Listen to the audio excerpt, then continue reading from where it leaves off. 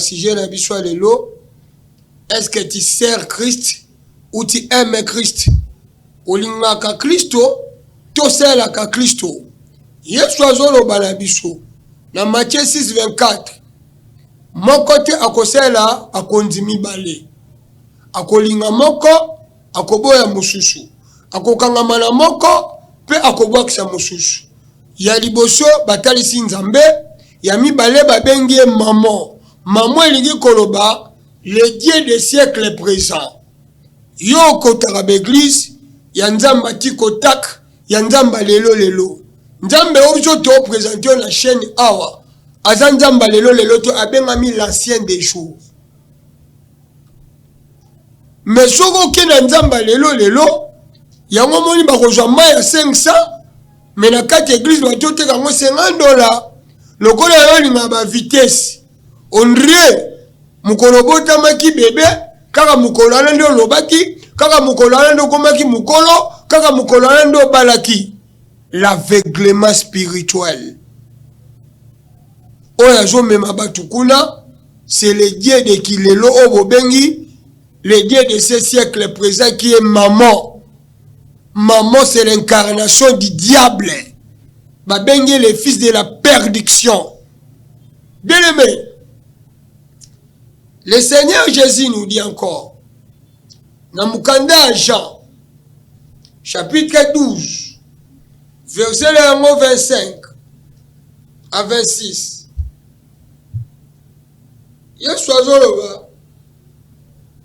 Celui qui aime sa vie la perdra, et celui qui hait sa vie dans ce monde la conservera pour la vie éternelle. Or, la vie que toi, tu aimes, c'est le manger, c'est le boire, c'est les vêtements, c'est le luxe. Batubalingi luxe. Attention. Vie à luxe oyolingi. Mukolo mbongo azolia mbongo na ye. Salomon a bengi yango vanité de vanité, tout est vanité. Mais celui qui est sa vie la conservera pour la vie éternelle. C'est-à-dire la vie que tu vois, la vie que toi, tu préfères aujourd'hui, c'est cette vie qui est passagère. Mais la vie oyo ignorée, la vie oyo ozo minimiser, muto koboya vie na ye. Donc muto koboya ko apparaître dans ce siècle. C'est celui-là qui va gagner la vie éternelle, qui est la longue vie. Une vie qui n'a pas de souffrance, une vie qui n'a pas de fin. Mais la vie où nous vivons actuellement, nous avons une vie à risque, vie à trahison. Mais dans la vie éternelle, il n'y a point de trahison. C'est pourquoi, à Kitina, 26e verset à Jean 12, si quelqu'un me sert, qu'il me suive. Maintenant, Hollandais Lanzelani, Nangomba ya Mangengenge, Luzizi l'intendance, Badara, na l'église à Bakarou, à 2 niveaux, 3 niveaux. Non.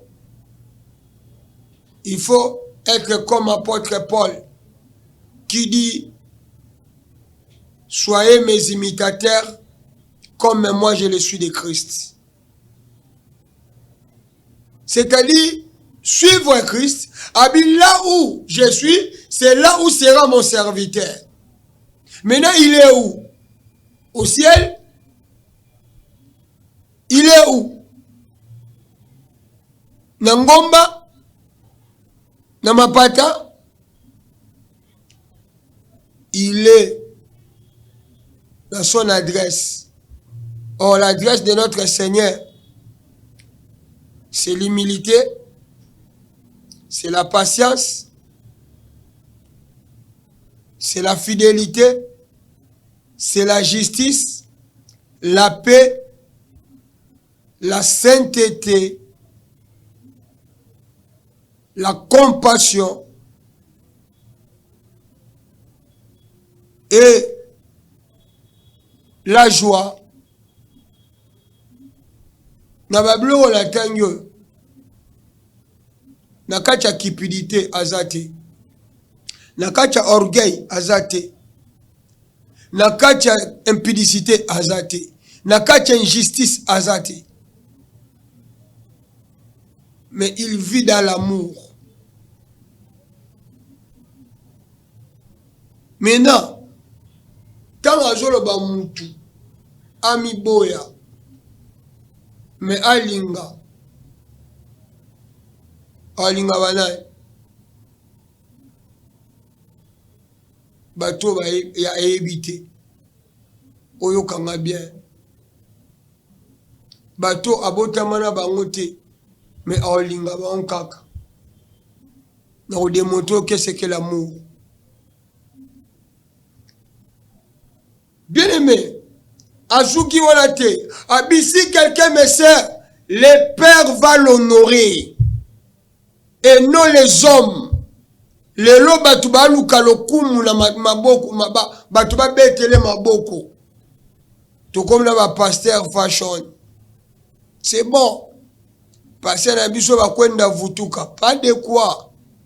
So azote ya maman mwa courageuse. Aouyana liputa zo panguse na soulier. Monsieur a dit parfum. Yebisanga na baseignement nyonso yesu asala. Nana pompaka ye parfum. Izaka na mwasi moko. Et puis mukola asopelaka yesu parfum. Jésus azala koteya te. Jésus avandaki na ndako ya mutu moboye na mesa. Mais nini esalaki basopela yesu parfum? Parfum zanini. Et puis parfum ezalaki ya nani? Mutabanda koluka aluka identité mususu. Alemba ki vine ya kala. Mais yo bato bapangusha koma puta. Bapompa ko ba parfum. Bangonde bakolo ba scandale à l'église yozo kamba. C'est à toi de juger. Bien aimé. Nauti ko rappelo que na bar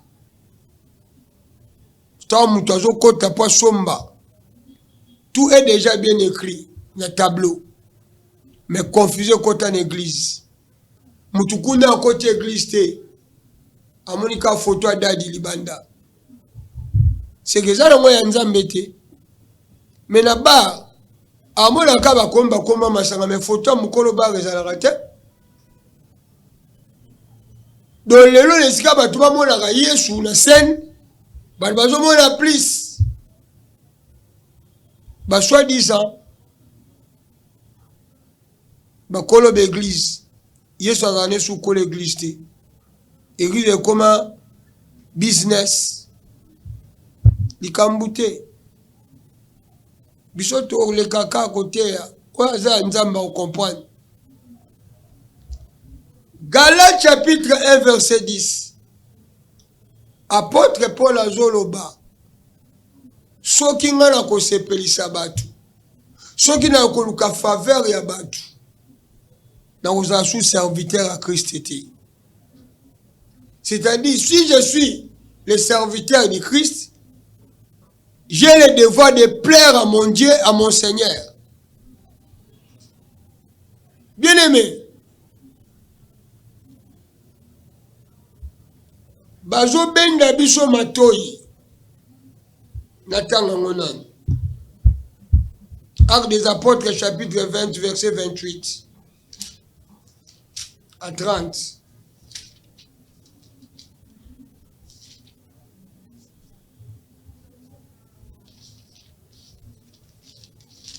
La Bible a dit quoi?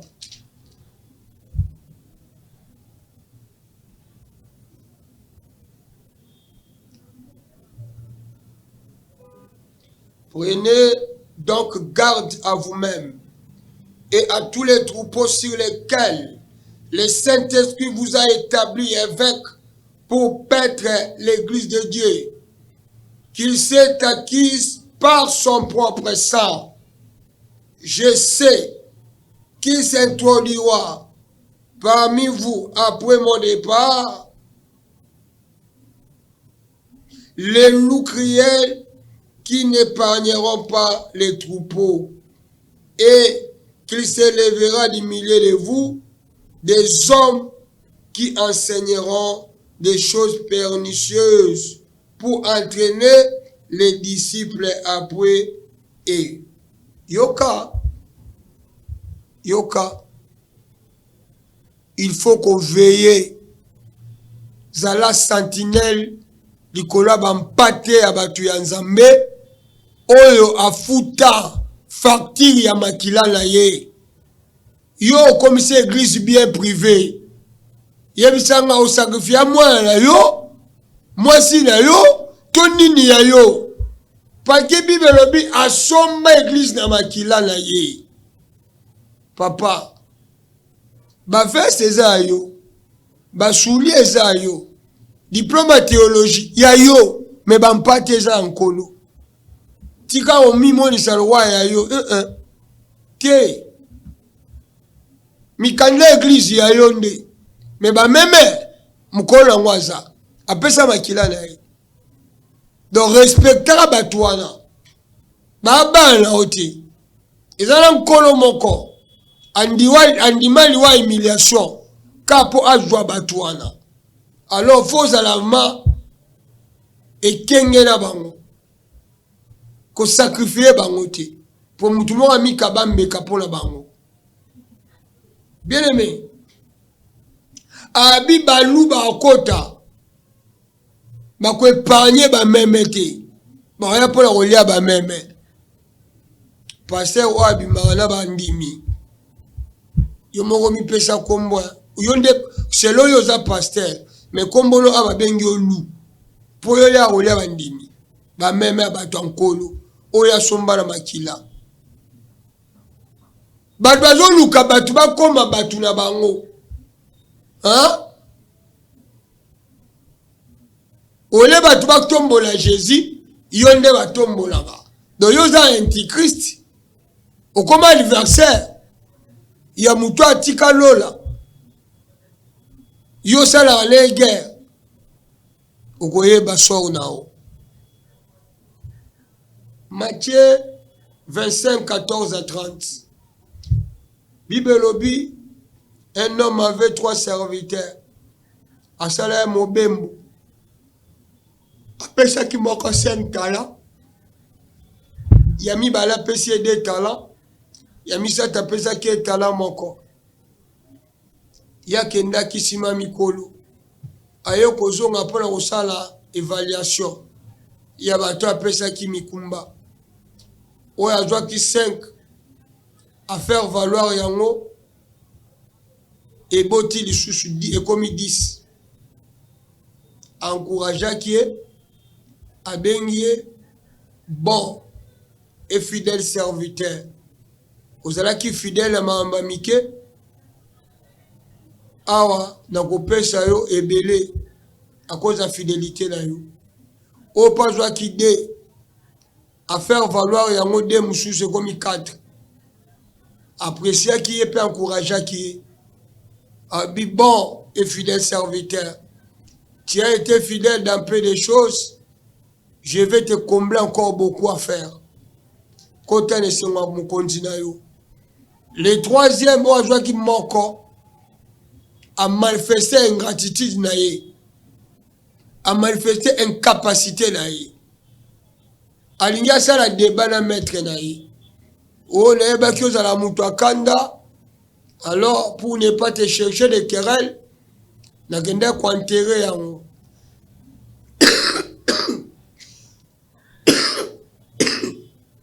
excusez. Et le Kwana, il peut ça qui kanda, il peut mettre. Abenga qui serviteur méchant. Soko yeba kibongo.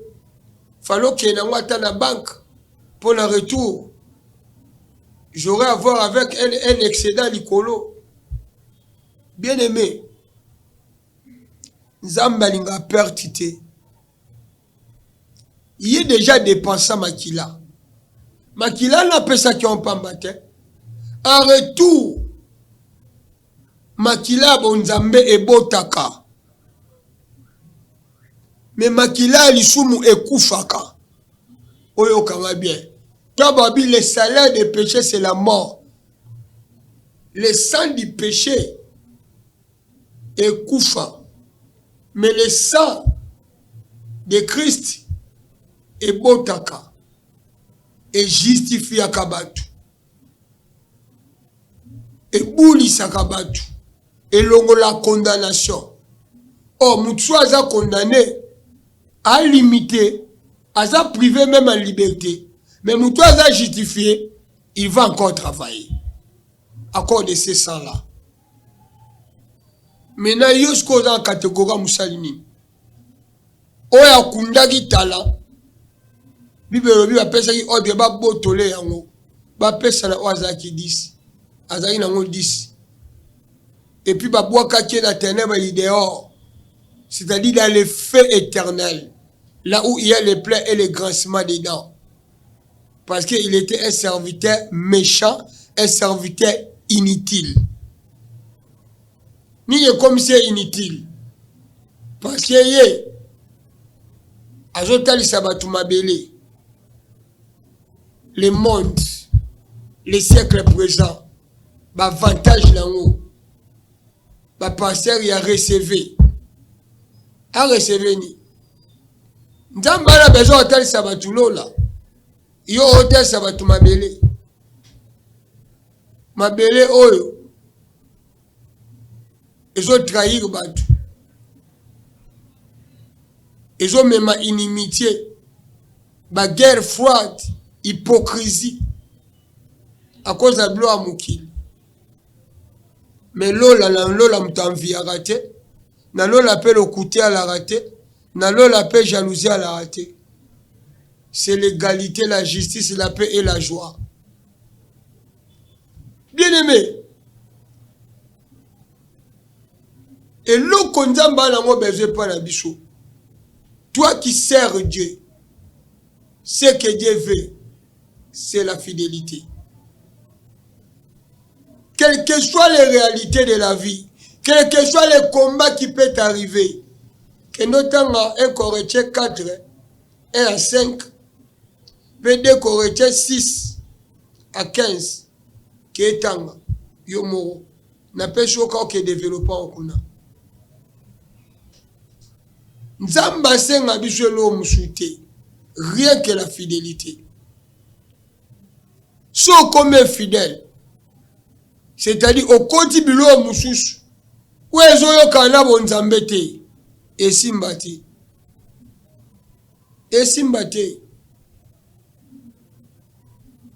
ba photo boton dise na l'église et servi batuna nini, yesu azoko bunga, neska mutu akola na bonzambe, au côté mutu na monde idolâtrie. De olongole la chemin du sali, o memena égarément, pour na yo yebana, o comme un grand pasteur. Tant yo comme un grand pasteur, maintenant la place de Christ est zawapi. Réponse est zara na mutema na yo. Bien aimé, na yena mukanda, ya Malachi. Chapitre 3, verset 16. Malachi 3, 16 à 18.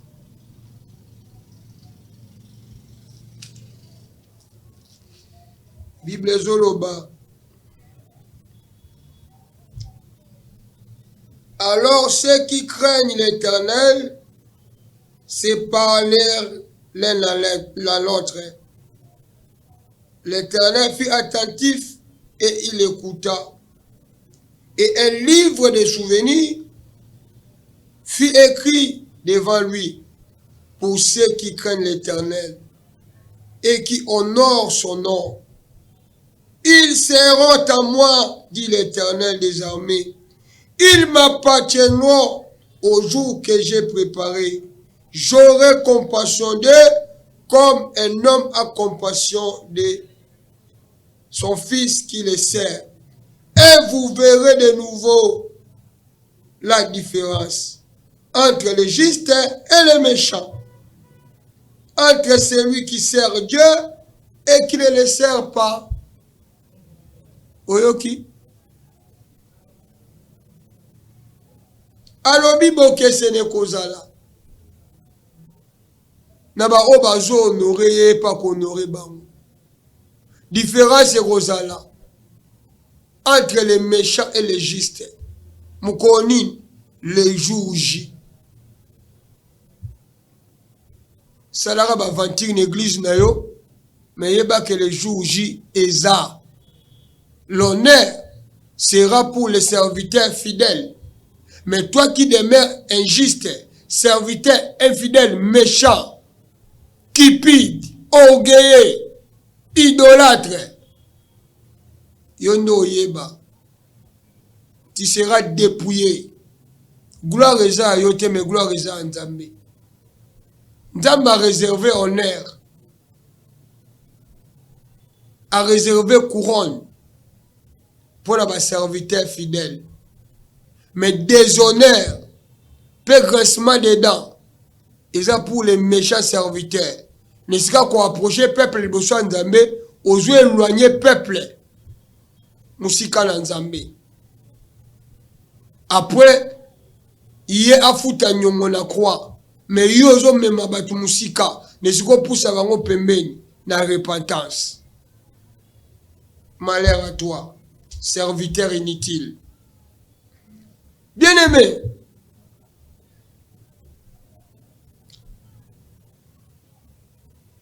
toza asiko la page ya bolingo. Apocalypse chapitre 2, verset 4 à 5. Bibezoloba, je connais tes œuvres. Je connais aussi ta persévérance. Mais, Bibelobi, ce que j'ai contre toi,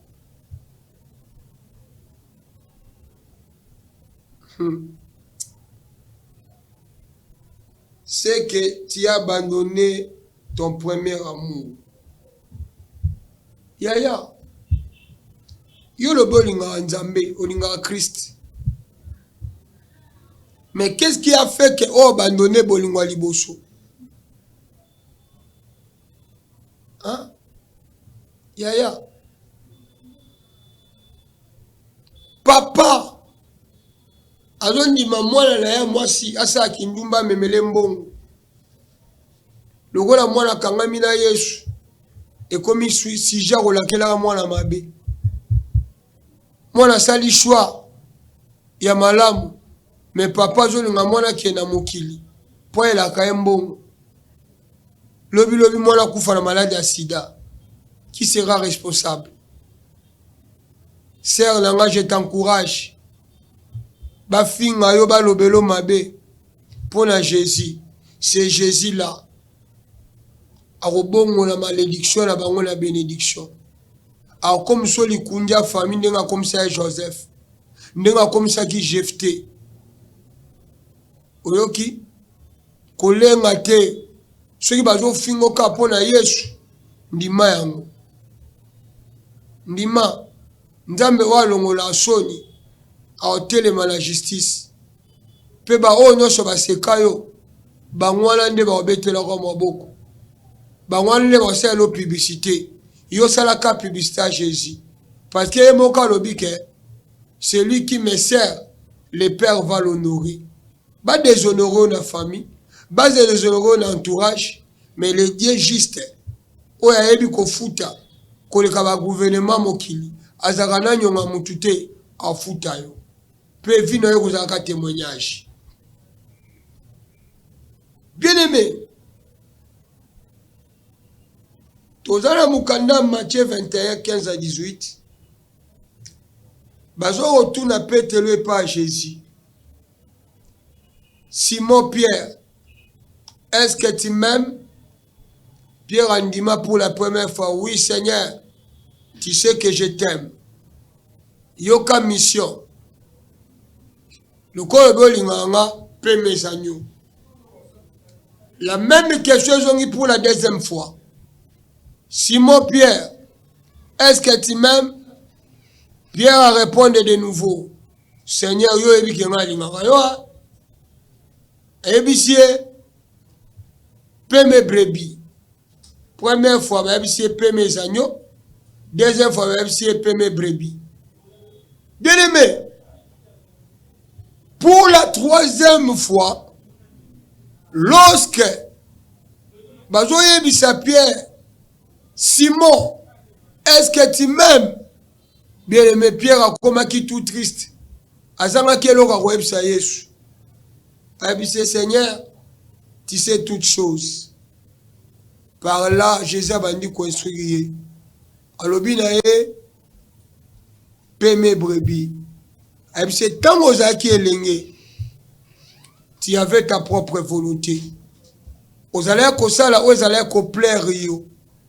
Mais il arrivera un moment, lorsque tu seras grand, tu seras adulte, ezala mutu mususu ola to sentir bakomemo esika oyo lingite, tu n'auras plus ta volonté.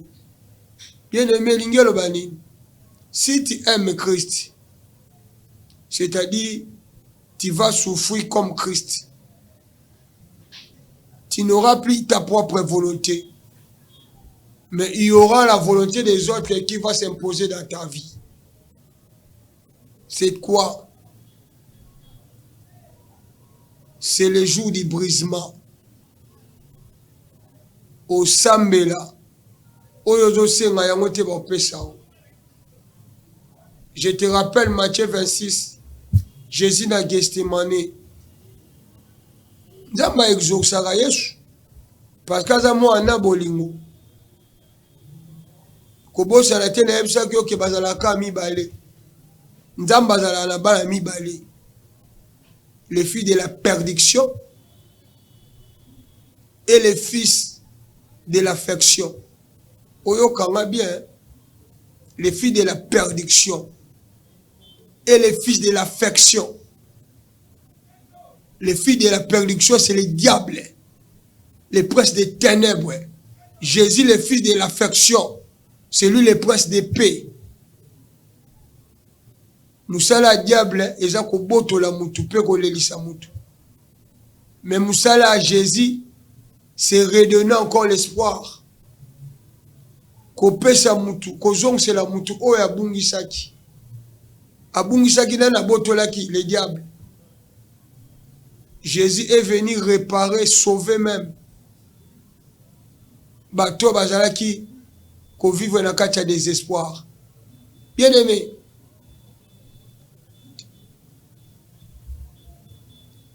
Gethsemane, Jésus lobi Père, longola coupo liboso nanga. Et longwa te,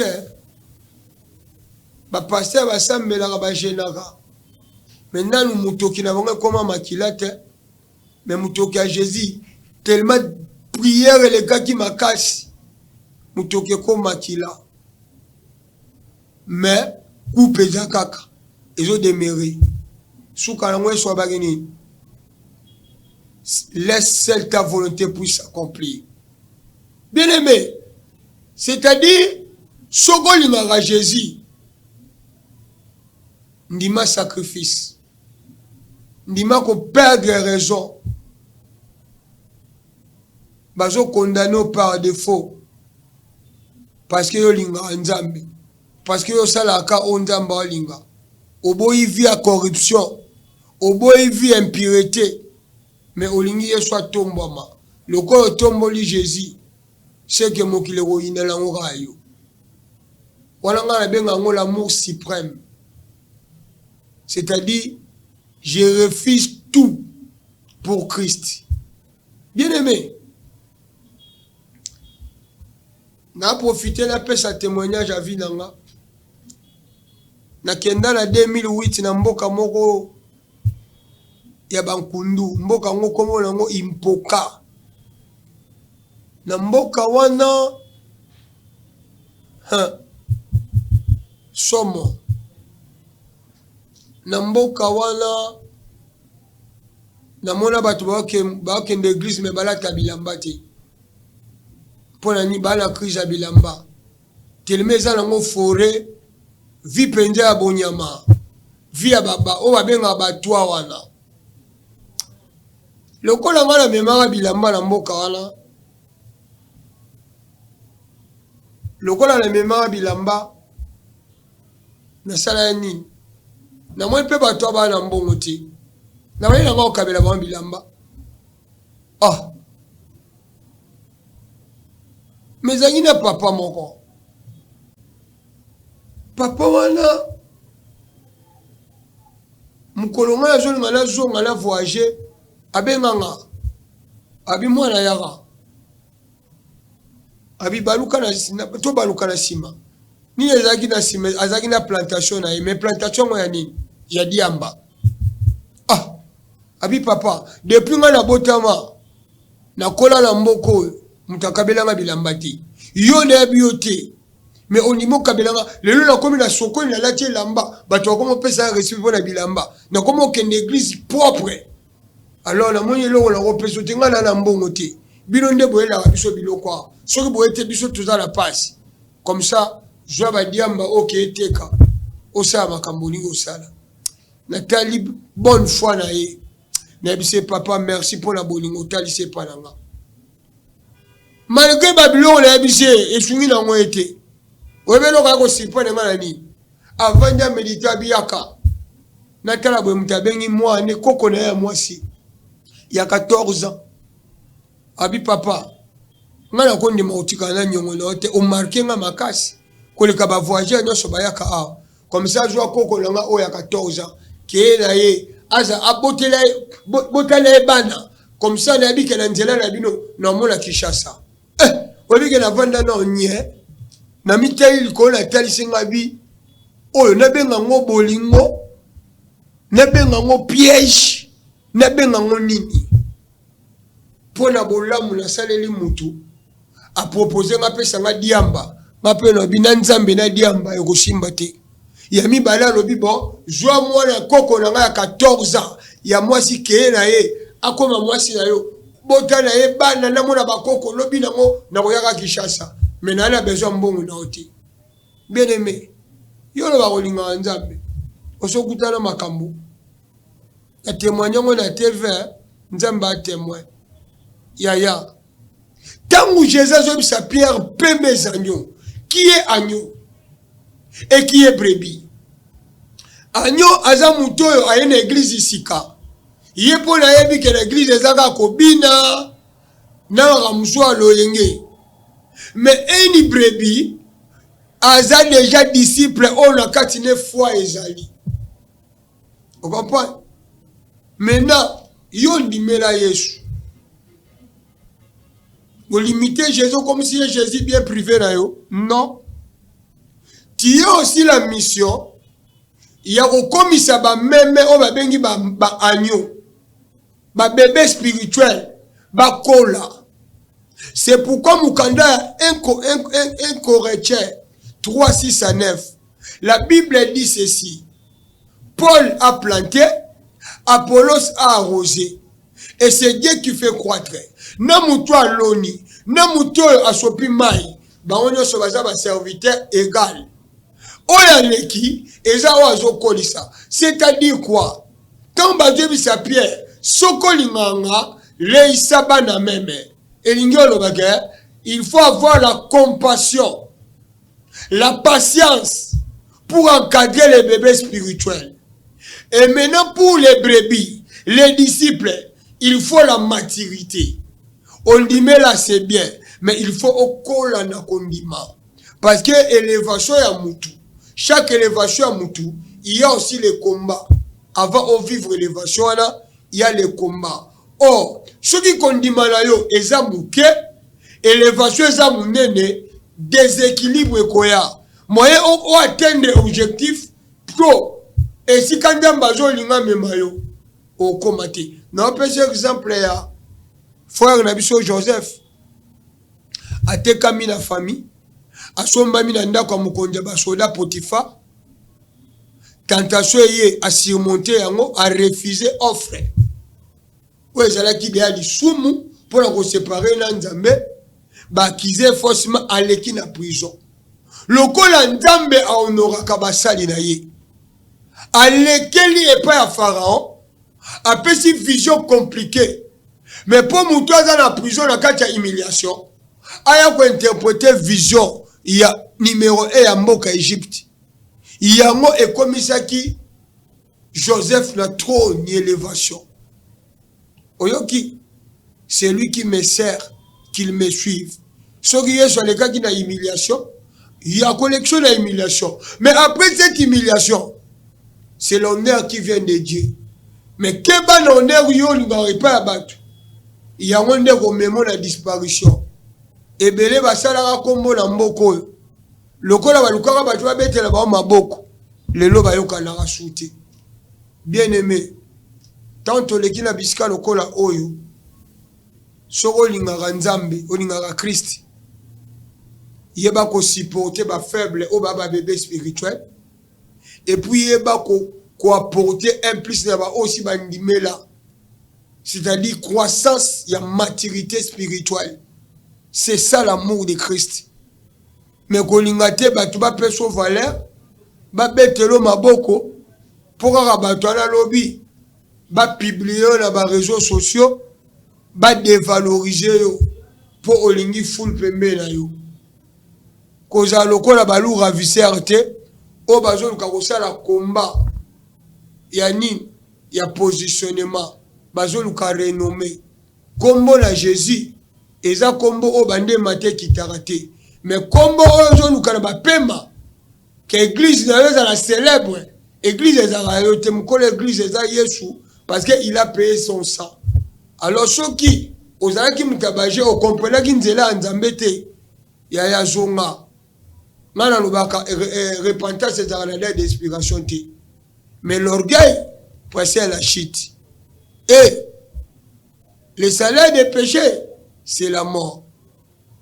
Bien-aimé TV zala ngonga.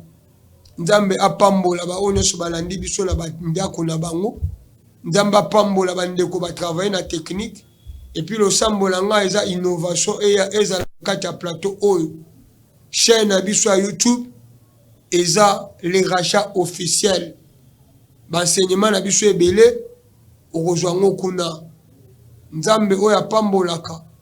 Nzambe oya futaka. Nzambe oya zaka na livre de souvenirs. Akotsa yo na livre de souvenirs. Soki bato mokili ba oboya yo, mais kombo na ekota la livre de souvenirs. O vivre la confusion te, mais o vivre la carte à précision, oyeba ko discerner les biens. Ya Nzambe o élever Nzambe pour à son tour à honorer autant opportun. Tika Nzamba likolo akanisela bino. Mon santo Alola, tu confirmes ta parole et la production de tes envoyés. Seigneur, tu nous as soutenus, bénis ton peuple, tes serviteurs et servantes qui nous ont suivis. Naba TV, naba ndaku na bango Nzambe mona bango. Nyonso diable a préparé qui a ma belle icône na bango za la neutraliser par les saints de l'alliance. Que le bonheur et la grâce et za likola basali pe ba na yo. Que la confusion et l'humiliation et ça retourne à cas ennemi.